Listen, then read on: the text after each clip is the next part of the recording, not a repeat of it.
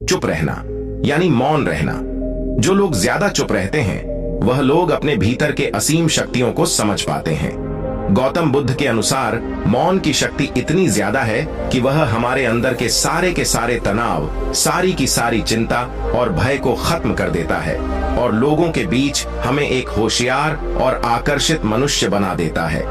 एक बार गौतम बुद्ध अपने आश्रम में अपने सभी शिष्यों को शिक्षा दे रहे थे कि दुनिया की सबसे तेज झुर्री हमारी जबान है और दुनिया के सबसे खतरनाक हथियार हमारे शब्द है, जो बिना किसी का खून बहाए लोगों को अंदर ही अंदर मार सकते हैं।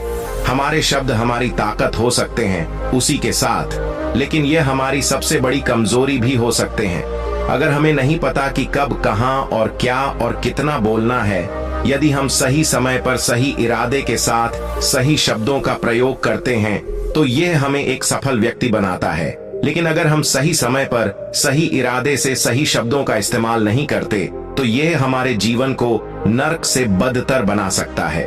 तो दोस्तों, आज की स्टोरी के माध्यम से मैं आपको बताने वाला हूं कि चुप रहकर कैसे हम अपने जीवन को बदल सकते हैं।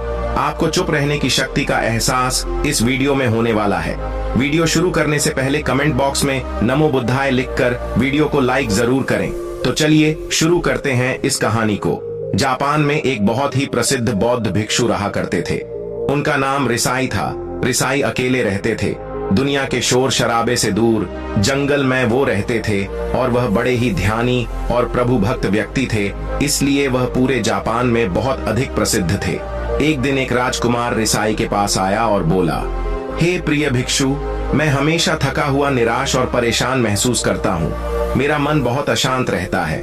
हालांकि मेरे पास सब कुछ है, दौलत, शोहरत, सुख सुविधाएं जो हर व्यक्ति चाहता है या पाने की इच्छा करता है, लेकिन फिर भी मेरे अंदर इतनी अशांति और चिंता क्यों है? रिसाई ने उसकी बात बहुत ही ध्यानपूर्वक सुनी और कुछ सोचने के बाद कहा, तुम इस प्रश्न का उत्तर जानते हो, बस तुमने कभी इस प्रश्न को हल करने की कोशिश नहीं की है। रिसाई ने आगे कहा, मैं एक रिसर्च करना चाहता हूँ, क्या तुम मेरा साथ उसमें दोगे? इस रिसर्च के बाद तुम्हारे जीवन में किसी भी तरह की अशांति और चिंता नहीं रहेगी। यह बातें सुनकर राजकुमार बहुत हैरान था। उसने रिसाई से कहा, बताइए मुझे क्या करना होगा? अपने मन की शांति के लिए मैं कुछ भी करने को तैयार हूँ। राजकुमार की इन्हीं बातों को सुनकर भिक्षु ने कहा, तो फिर आप अगले 15 दिन के लिए मेरे आश्रम में रहोगे और एक सामान्य व्यक्ति की तरह अपना जीवन व्यतीत करोगे और इन 15 दिनों में तुम अकेले और चुपचाप रहोगे, जितना हो सके कम बोलोगे। राजकुमार उस भिक्षु की बातें सुनकर सहमत हो गया। पहले दिन राजकुमार को लगा कि उसका मन सामान्य से अधिक अशांत और विचलित है। उसके मन में तरह तरह के विचार आ रहे हैं थे और वह आम लोगों की तरह जीवन जीने में असहज महसूस कर रहा है। उसे अंदर से बोलने की इच्छा हो रही थी, लेकिन वह चुपचाप रहा। उसके मुंह से एक भी शब्द नहीं निकला, बस वह चुपचाप बैठा रहता। लेकिन रात होते होते उसे अंदर ही अंदर शांति का अनुभव होने लगा। उसके लिए यह अनुभव अजीब था। वह खुद से पूछ रहा था कि वह अंदर ही अंदर इतना खुश क्यों है और उसकी आंतरिक बेचैनी और चिंता कम क्यों होने लगी है। अगले दिन राजकुमार अकेला चुपचाप बैठा रहा और वह प्रकृति को निहार रहा। वह पौधों को, फूलों को, आकाश में उड़ रहे पक्षियों को। वह अपने जीवन में पहली बार यह अद्भुत दृश्य महसूस कर रहा था कि उसके पास कितनी सुंदरता है। वह दिन भर प्रकृति की सुंदरता को निहारता रहता और उसकी ताजगी को महसूस करता रहता। इसी तरह से 10 दिन बीत गए और उसके मन की सारी बेचैनी, सारी हलचल, सारी उथल पुथल और सारा तनाव गायब हो गया। 11वें दिन की सुबह राजकुमार फिर से एकांत में बैठ गया और कुछ ही मिनटों में उसकी आंखें अपने आप बंद हो गईं और वह गहरे ध्यान में चला गया। वह पूरे दिन वहीं पर आंखें बंद करके बैठा रहा और गहरे ध्यान में डूबा रहा। न कोई शब्द, न कोई चिंता। राजकुमार भीतर से असीम शांति और आनंद से भर गया। राजकुमार अपने बाकी के 4 दिन इसी तरह गहरे ध्यान में व्यतीत करने के बाद 15 दिन बाद रिसाई के सामने प्रस्तुत हुआ और रिसाई को प्रणाम करके बोला, प्रिय भिक्षु, मुझे उत्तर मिल गया कि मेरे मन में इतनी उथल पुथल और चिंता क्यों थी। मैं जान गया कि मेरा मन इतना अशांत और विचलित क्यों था। रिसाई मुस्कुराते हुए पूछा, बताओ क्या उत्तर मिला तुम्हें? राजकुमार ने कहा, मैं आवश्यकता से अधिक बातें करता था। मैं किसी पर भी अपने शब्द और ऊर्जा व्यर्थ करता था। मैं दिन भर अपने लोगों से फालतू की बातें करता रहता और फिर उन्हीं के बारे में अकेले में सोचता रहता और ज्यादातर समय नकारात्मक ही सोचता रहता। इस तरह मैं बस अपना समय बर्बाद कर रहा था। ज्यादा बोलने और नकारात्मक सोचने की वजह से मेरा मन अशांत और बेचैन हो गया था और इसी वजह से मैं किसी भी काम को ठीक से नहीं कर पा रहा था, जिसकी वजह से मैं हर काम में असफल होने लगा और फिर इन्हीं लगातार मिलने वाली असफलताओं की वजह से ही मैं और भी उदास और चिड़चिड़ा हो गया। इन्हीं सभी चीजों की वजह से मेरा जीवन नष्ट हो रहा था, लेकिन यहाँ पर बिताए हुए 15 दिन मेरे लिए पूरी तरह से अलग थे। मुझे कुछ अलग ही एहसास यहाँ पर हो रहा था। अब मुझे ऐसा लग रहा है मैं अपना जीवन पूरी तरह से जी रहा हूँ, लेकिन इससे पहले मैं अपना जीवन गलत तरीके से जी रहा था और मैंने यह भी सीखा कि हमें सिर्फ ध्यान करने की जरूरत नहीं है। ध्यान अपने आप होता है जब हम शांत और मौन होते हैं। ध्यान के पिछले कुछ दिनों के दौरान मैंने जो पहली चीज सीखी वह यह है कि मनुष्य के जीवन की सबसे महत्वपूर्ण चीज स्वयं को जानना ही है। यह सुनकर रिसाई ने कहा, सिर्फ तुम ही नहीं, दुनिया में ज्यादातर लोग जरूरत से ज्यादा बोलते हैं। आज भी लोग ज्यादातर समय केवल एक दूसरे को नीचा दिखाने के लिए ही बोलते हैं। कुछ लोग ना चाहते हुए भी बातें करते हैं और अपना जीवन बर्बाद कर लेते हैं। रिसाई ने राजकुमार को चुप रहने का महत्व समझाते हुए कहा। एक बार गौतम बुद्ध से उनके शिष्यों ने पूछा, प्रिय बुद्ध, आप ज्यादातर समय चुप क्यों रहते हैं? बुद्ध ने कहा, क्योंकि चुप रहने से व्यक्ति अंदर से अनंत शांति की गहराइयों में होता है। मौन अपने भीतर उतरने की पहली सीढ़ी है। मौन के बिना स्वयं को जानना असंभव है। स्वयं को जानने और समझने का पहला नियम है कि मौन हो जाओ, उतना ही बोलो जितना अत्यंत आवश्यक हो। बेफिजूल की बातें करना छोड़ दो। तुम अचानक पाओगे कि 90% से भी ज्यादातर लोग व्यर्थ ही ज्यादा बोलकर अपना समय बर्बाद कर रहे हैं। ना बोलने का कोई भी नुकसान नहीं है, लेकिन यदि आप ज्यादा बोलते हैं तो आप अत्यधिक गलती कर देते हैं। अगर व्यक्ति कम बोलना शुरू कर दे तो दुनिया की 90% मुसीबतें कम हो जाएंगी, झगड़े फसाद कम हो जाएंगे, उपद्रव कम हो जाएंगे। अगर लोग थोड़ा चुप रहना सीख लिए, संसार की बहुत सारी समस्याएं हैं, बहुत सारा उपद्रव सिर्फ बोलने से पैदा होते हैं। सारी बात मौन सीखने की है। जब तुम नहीं बोलते तब तुम एकांत में अकेले हो गए, बाजार में भीड़ में खड़े हो, नहीं बोलते, हिमालय के शिखर में पहुंच गए। जिसने मौन की कला जान ली वो भीड़ में भी अकेले होने की कला जान लेता है। एकांत में तो आदमी स्वर्ग में है। दूसरे की उपस्थिति ही बेचैनी पैदा करती है। पहले तुम्हें चुप रहने की शक्ति को धारण करना होगा। इससे तुम अधिकतर ऊर्जा को बचा लोगे और फिर इस स्थिति में पहुंच जाओगे कि तुम कम बोलने लगोगे।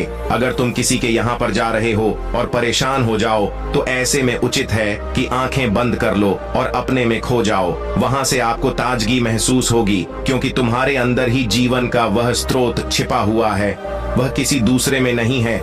इसके बाद राजकुमार उस रिसाई से पूछते हैं, आखिर कौन हमें अपने अंदर तक लेकर जाएगा? यह बातें सुनकर रिसाई बुद्ध कहते हैं, तुम्हें स्वयं ही अपने अंदर उतरना होगा और वहीं से परम राज्य जीवन का आनंद ले पाओगे। आनंद का यहीं से जन्म हुआ है। यहीं से तुम मौत में डूब जाओगे। यही तुम्हारा सूरज उदय होगा और यहीं से होगा। इसी प्रकार तुम बार बार ईकी लगाओ। जब भी तुम ईकी लगाकर लौटो वहां से तुम पाओगे फिर ताजगी भरी जीवन की नई संपदा मिलेगी। इस नई शक्ति के जन्म होने से तुम्हारी थकान गई, उदासी गई, चिंता गई। जैसे कोई स्नान करके लौटता है तो शरीर शीतल हो जाता है, शांत हो जाता है। ऐसे ही जब कोई भीतर से साफ होकर वापस आता है, मौन में स्नान करके लौटता है, तो समस्त अस्तित्व, समस्त व्यक्तित्व शांत और मौन हो जाता है, आनंदित हो जाता है। जब तुम आंतरिक मौन की उस पराकाष्ठा पर पहुंच जाओगे, तब तुम पाओगे कि बोलने से भी तुम्हारा मौन खंडित नहीं होता, वो बना ही रहता है। उसकी एक अंतर्धारा लगातार तुम्हारे भीतर बहती रहती है। तुम बोलते तो हो, तुम शब्द का उपयोग भी करते हो, लेकिन वो तुम्हारे मौन को खंडित नहीं कर पाती। एक बार गहरे मौन में स्थिर हो जाओ, फिर तुम्हारी वाणी में भी मिठास आ जाएगी। तुम्हारा बोलना संगीत पूर्ण होगा, तुम्हारा बोलना सत होगा। तुम बोलोगे तो दूसरों पर भी शीतलता छा जाएगी। जैसे ही तुम अंदर से चुप होते हो, तुम इतने शक्तिशाली होने लगते हो कि समाज की निर्भरता तुम छोड़ने लगते हो और तुम्हारे जीवन में एक मस्ती आती है जो केवल दीवानों के जीवन में होती है। तुम्हारे चेहरे पर एक नई रौनक आ जाती है, तुम्हारी आंखें किसी अमृत के समान हो जाती हैं और तुम अनंत शांति के समुद्र में डूबने लगते हो। इतना कहकर भिक्षु रिझा ने अपनी बात खत्म की और वो मौन में चले गए। राजकुमार उनका धन्यवाद कर कर अपने महल में चला गया। दोस्तों, आपने भी अनुभव किया होगा कि बहुत ज्यादा बात करने से दिमाग अशांत हो जाता है, जिससे हम अपने दिमाग पर नियंत्रण खो देते हैं और साथ ही अपना ध्यान भी खो देते हैं। जो लोग बहुत ज्यादा बोलते हैं, उनके पास किसी एक काम पर ध्यान केंद्रित करने की काबिलियत नहीं होती। वह अपने किसी भी लक्ष्य पर पूरी तरह से ध्यान केंद्रित नहीं कर पाते। अगर हमारा दिमाग एक जगह केंद्रित नहीं है तो हम जीवन की ऐस नहीं समझ पाते और ना ही मनचाही सफलता कभी हासिल कर पाएंगे। इसके अलावा भी आपने देखा होगा कि जो लोग अधिक बोलते हैं वह अक्सर लोगों के बीच हंसी का पात्र बन जाते हैं और जो लोग कम बोलते हैं और अपनी बात पर कायम रहते हैं उन्हें लोगों से सम्मान मिलता है। लोग उनकी बातों को सुनते हैं और उन पर भरोसा भी करते हैं। जो लोग जरूरत से अधिक बोलते हैं और अपने विचारों के बारे में पक्के नहीं होते, उनका दिमाग स्थिर और विचलित रहता है, शोर से भरा रहता है और का शांत दिमाग वाला व्यक्ति जीवन में किसी भी चीज में सफल नहीं हो पाता, क्योंकि वह किसी भी काम में फोकस नहीं कर पाता। यदि किसी व्यक्ति को यह पता है कि उसे कब, कहां और क्या बोलना है, तो वह व्यक्ति सच में बहुत बुद्धिमान है और ऐसा व्यक्ति जहां भी जाता है उसका व्यक्तित्व आकर्षण का केंद्र बन जाता है और वह जो कुछ भी करता है उसमें सफल अवश्य होता है। अगर हम किसी महान और सफल व्यक्ति के व्यक्तित्व को गहराई से देखें तो पाए कि वो कम बोलते हैं और कम से कम शब्दों में अपनी बात खत्म कर देते हैं। वो बोलने से पहले वो चीजों और जिसके बारे में उसे बोलना है उनके बारे में गहराई से सोचते हैं। लेकिन जो लोग बहुत ज्यादा बोलते हैं, बहुत बार वह झूठ भी बोलते हैं और अपनी बातों से दूसरों के मन और विचारों पर कचरा डालते रहते हैं। वह ज्यादातर समय दूसरों की बुराई करते रहते हैं, इसलिए उनके अपने भी उनसे नफरत करने लगते हैं और उनसे बचने की सभी शिष्यों ने अपनी शक्ति के अनुसार छोटे बड़े थे संकल्प लिए और गुरु को अपने अपने संकल्प के बारे में बताकर वहां से चले गए।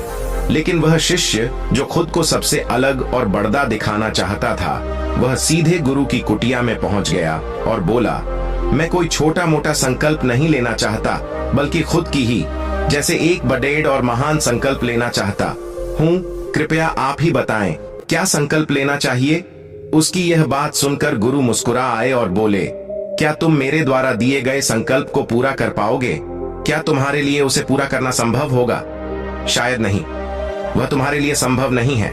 तुम उसे पूरा नहीं कर पाओगे, इसीलिए तुम खुद ही कोई संकल्प ढूंढो। शिष्य ने कहा, नहीं गुरुदेव, आप जो भी संकल्प मुझे देंगे मैं जरूर उसे पूरा करूंगा। गुरु ने कहा, ठीक है, तो तुम अगले 1 महीने तक चुप रहोगे, मुंह से एक शब्द भी नहीं निकालो यही तुम्हारा संकल्प है। शिष्य ने कहा, गुरुदेव, यह भी कोई संकल्प है? यह तो बहुत ही आसान है, 1 महीने तक चुप ही रहना है।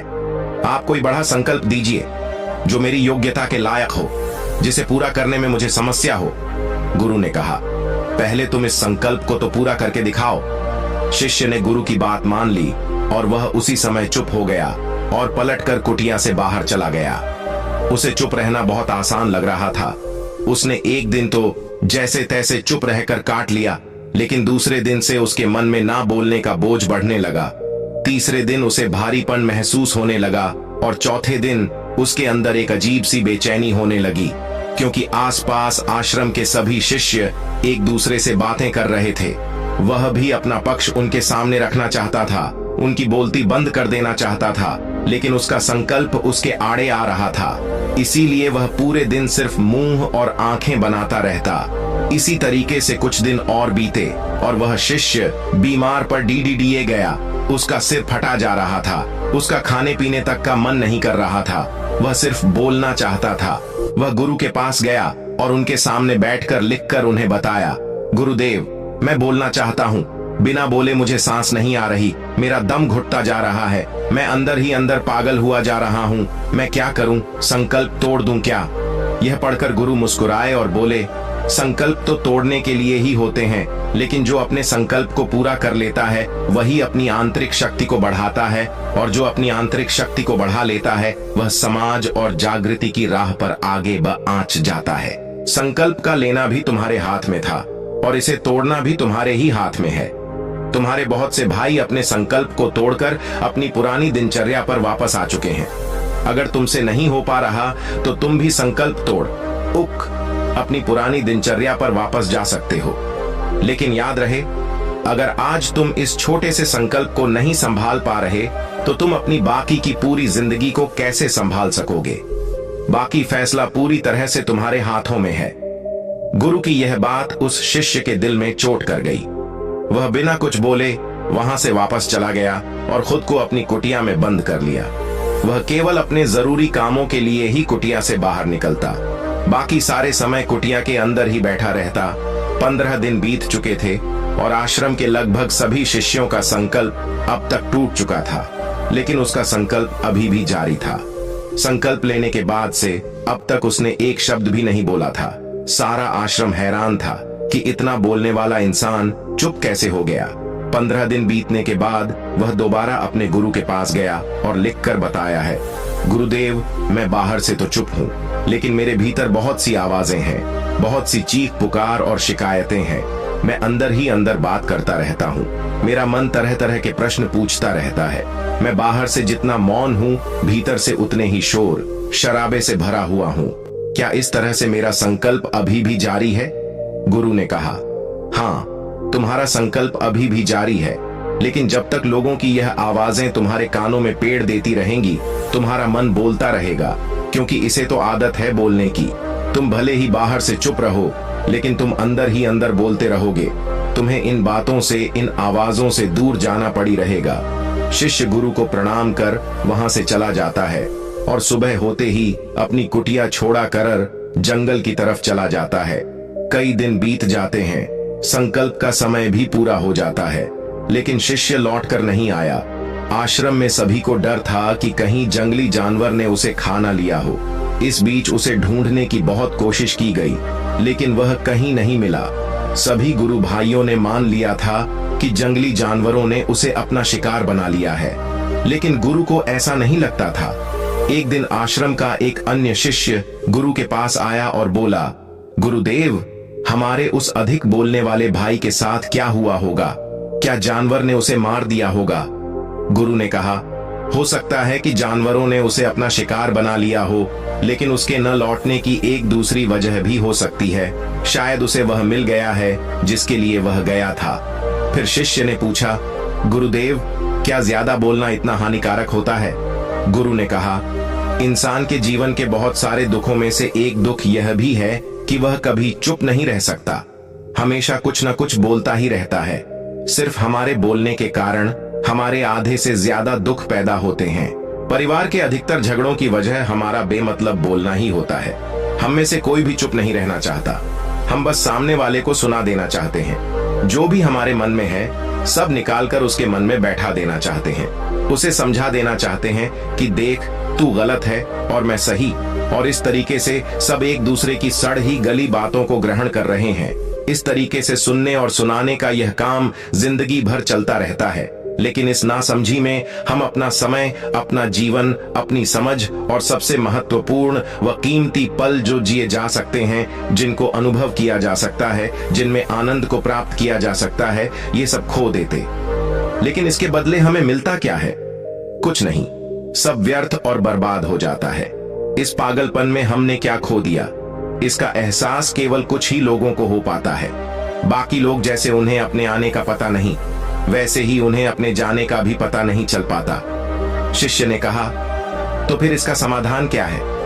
गुरु ने कहा, पूरी जागरूकता के साथ अपने विचारों को देखना, यही एकमात्र तरीका है। सारी मानसिक समस्याओं का वर्तमान में रहकर चिंतन करना, पूरी जागरूकता के साथ अपना काम करना जिंदगी में चमत्कारिक बदलाव ला देता है। उसके बाद वह शिष्य गुरु से अपने प्रश्नों का उत्तर पाकर उनको प्रणाम करके वहां से चला गया। उस शिष्य को आश्रम छोड़ कर गए हुए 3 महीने का समय बीत चुका था, लेकिन उसकी कोई खबर न थी। अब तक तो सभी गुरु भाइयों ने भी उसके वापस लौटने की उम्मीद छोड़ दी थी, लेकिन एक दिन वह आश्रम लौट आता है। उसे देख सभी के आश्चर्य और खुशी का ठिकाना ना रहा, लेकिन अब वह नहीं था जो यहां से गया था। वह कुछ और ही बनकर वापस आया था। उसके अंदर एक गजब का बदलाव महसूस किया जा सकता था। उसके चेहरे पर एक गजब का ठहराव और आंखों में बनी शांति थी। आश्रम में आते ही सभी गुरु भाइयों ने उसे चारों तरफ से घेर लिया और बातें करने लग गए। वह भी अपने गुरु भाइयों से बातें करने लगा। उससे बात करने वाले सभी ने यह अनुभव किया कि अब वह पहले जैसा उतावला और बातूनी नहीं रह गया था। उसके मुंह से एक एक शब्द बहुत ही सुलझे हुए और मधुरता के साथ निकल रहे थे। थोड़ी देर तक गुरु भाइयों से बात करने के बाद वह सीधा गुरु की तरफ चला गया। उसने गुरु के चरण छुए और कहा, गुरुदेव, क्या मैं अब भी मौन हूं? क्या अब भी मेरा संकल्प जारी है? गुरु ने कुछ देर तक शिष्य की आंखों में बड़े ध्यान से देखा और कहा, हाँ, तुम अब भी मौन हो। तुम्हारे मुंह से एक भी श निकल नहीं रहा और तुम्हारा संकल्प अभी भी जारी है। शिष्य ने कहा, गुरुदेव, जब मैं आश्रम से गया तो मैं मुंह से तो चुप था, लेकिन मेरे अंदर बहुत सी आवाजें थीं। मन में बहुत से प्रश्न थे और वह बंद नहीं हो रहे थे, तो मैं जंगल में चला गया, इस उम्मीद से कि वहां मुझे शांति मिलेगी और मेरे मन की बकबक कम हो जाएगी। लेकिन मैं जितना एकांत में जाता गया, मेरे अंदर की आवाज उतनी ही तेज होती गई। मेरे भीतर की पुरानी से पुरानी आवाज मुझे सुनाई देने लगी। तब जाकर मैंने महसूस किया कि मैं कितना गलत कर रहा था। जब मैं अपने परिवार वालों, दोस्तों को और गुरु भाइयों को बुरा भला कहता था, तो उस समय मुझे लगता था कि मैं सही कह रहा हूँ। जब मैं गुरु भाइयों की एक दूसरे से चुगली करता था और उनका मजाक बनाता, तब भी मुझे यही लगता था कि मैं उनसे बेहतर हूँ और मैं सही कर रहा हूँ। लेकिन उस दिन मैंने पहली बार महसूस किया कि मैं कितना गलत बोलता था। काफी दिनों तक यह आवाजें, ये शिकायतें मेरे अंदर चलती रहीं, लेकिन धीरे धीरे करके एक दिन यह सारी आवाजें मेरे अंदर से समाप्त हो गईं। अब मैं भीतर से भी मौन हो गया। उस घने जंगल में बाहर से कोई बोलने वाला था नहीं और भीतर कोई आवाज बची ही नहीं थी, और मैं उस दिन पहली बार मौन का सही अर्थ समझा। मेरे चारों तरफ बहुत शांति थी। हालांकि अभी भी कुछ आवाजें आ रही थीं जो पहले भी आती थीं, लेकिन मैं उन्हें सुन नहीं पाता था। पर अब वह सभी आवाजें मुझे स्पष्ट रूप से सुनाई दे रही थीं। हवा के चलने की आवाज, चींयों के चहक की आवाज और पानी के बहने की आवाज, ये सभी आवाजें मैंने पहली बार पूरे होश पूर्वक सुनी। अपने चारों तरफ इतनी शांति मैंने पहले कभी महसूस नहीं की थी। तो इस शांति को भंग करने के लिए मैंने पहली बार अपने मुंह से कोई शब्द निकाला। मैं चिल्लाया, हे ईश्वर, ये कैसी शांति है? सभी कुछ इतना शांत क्यों है? ऐसा क्या हो गया? लेकिन मेरे चिल्लाने के बाद भी शांति भंग नहीं हुई। सब कुछ पहले जितना ही शांत था, बाहर भी और भीतर भी। हे गुरुदेव, मैंने अपने गुरु भाइयों से बात की, मैंने आपसे बात की। मैं बोल रहा हूँ, मैं चल रहा हूँ, मैं सब कुछ देख रहा हूँ, लेकिन मैं अपने भीतर एकदम एकांत में हूँ, मौन में हूँ। भीड़ टेच में होता हूँ, तब भी भीतर से अकेला एकांत में होता हूँ। जब मैं खुद में भी शोर करना चाहता हूँ, तब भी एकांत में ही होता हूँ। अब सब दिखाई पड़ी, डाह नहीं लगा है। सब सुनाई पड़ी, डाह नहीं लगा है। गुरु ने कहा, जब तक हम बाहर की तरफ बोलते रहेंगे, भीतर अशांति ही रहेगी। लेकिन जिस दिन हम भीतर की तरफ मुड़ जाएंगे, तब हमारे मुंह से कुछ भी निकलेगा, हम शांत ही रहेंगे। दुनिया में जितनी भी बुराइयां हैं, ज्यादातर हमारे बोलने से ही उत्पन्न होती है, क्योंकि हम चुप रहना नहीं चाहते। हम जितनी जरूरत है उससे कहीं ज्यादा बोलते हैं। हम सामने वाले को सुनना नहीं चाहते, बल्कि उसकी बोलती बंद कर देना चाहते हैं। उसे सम देना चाहते हैं कि मैं कौन हूँ, मैं क्या कर सकता हूँ, और यही हमारी जिंदगी का मकसद बनकर रह जाता है। हमारी सारी ऊर्जा व्यर्थ के बोलने में बर्बाद होती रहती है। ऐसे ही समाज में लोगों का जीवन दुखों से भर जाता है, जो हमेशा एक दूसरे को सुनाने में लगे रहते हैं। कभी एक दूसरे को सुनना नहीं चाहते, समझना नहीं चाहते, और चुप रहना तो उन्होंने कभी सीखा ही नहीं, क्योंकि चुप रहना उन्हें छोटा महसूस करवाता है। दुनिया की सभी लड़ाइयां का कारण हमारा बोलना ही है, इसलिए हमें सिर्फ उतना ही बोलना चाहिए जितना जरूरी हो, क्योंकि व्यर्थ का बोलना ऊर्जा को नष्ट करना है, और यह बोलना ही हमें कभी अपने भीतर की ओर लौटने नहीं देता, क्योंकि यह हमें बाहर की ओर खींच कर रखता है। और बाहर है ही क्या? इस संसार के अलावा। लेकिन अगर अपने भीतर के संसार की ओर मड़ना है तो इस मुंह को बंद ही रखना चाहिए। इसीलिए जितने भी बुद्ध हुए, आत्मज्ञानी हुए, वह सभी एकांत की ओर भागे ताकि उन्हें ज्यादा ना बोलना पड़ी, देह ज्यादा सुनना ना पड़ी है। वह एकांत में रहे और शांत रहे, इसीलिए आसानी से भीतर की यात्रा कर पाए। लेकिन अगर कोई चाहे तो इस संसार में रहकर भी एकांत में रह सकता है, शांत रह सकता है, लेकिन इसके लिए उन्हें अपनी ऊर्जा बचानी होगी जिसे वह अब तक अपने व्यर्थ के शब्दों में बर्बाद कर रहे थे। दोस्तों, इस कहानी की सीख यही है कि व्यर्थ का बोलना ऊर्जा को नष्ट करना है ज्यादा, और व्यर्थ बोलना ही हमें अपने भीतर की ओर लौटने नहीं देता, क्योंकि यह हमें बाहर की ओर झुकाए रखता है। और जिन्हें भीतर की यात्रा करनी है उन्हें अपने मुंह को बंद ही रखना चाहिए। दोस्तों, आपको ये वीडियो जरूर पसंद आया होगा। अगर पसंद आया हो तो हमारे इस चैनल को लाइक, शेयर और सब्सक्राइब जरूर करें। साथ ही कमेंट में नमो बुद्धाय जरूर लिखें।